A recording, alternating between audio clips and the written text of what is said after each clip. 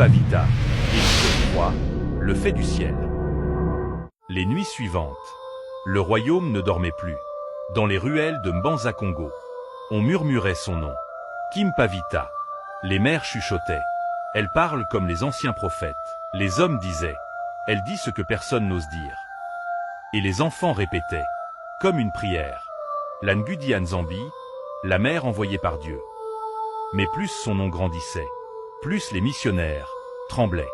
Dans une salle sombre, les prêtres portugais se réunirent. Des cartes, des croix, des documents scellés. Leur chef frappe à la table. Cette femme est un danger.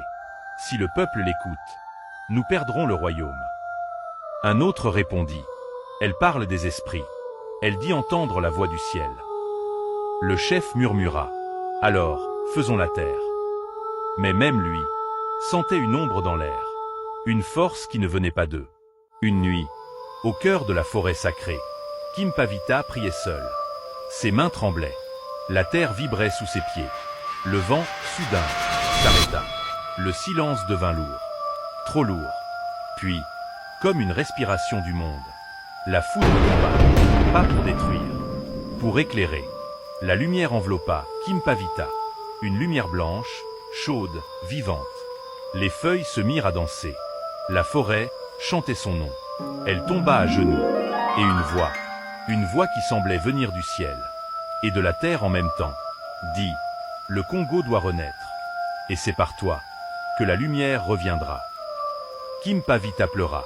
Pas de peur, de certitude.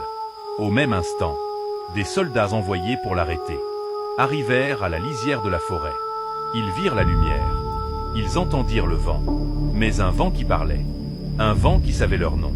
Leur chef voulut avancer. Son pied trembla. Il recula. Ce n'est pas une femme, dit-il. C'est un signe. Les soldats posèrent leurs lances. Aucun n'osa entrer.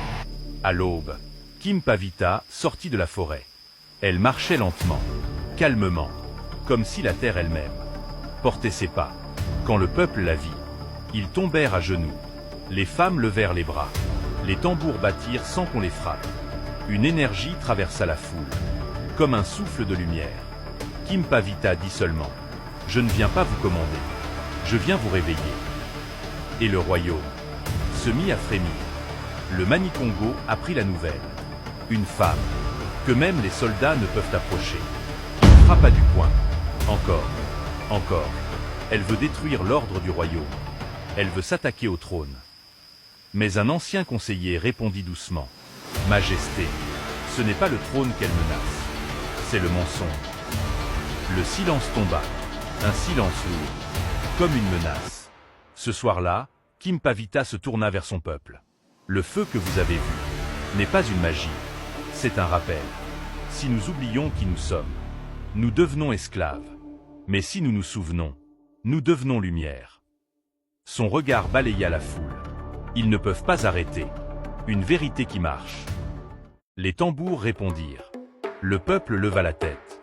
Et le ciel semblait entier se rallier à elle.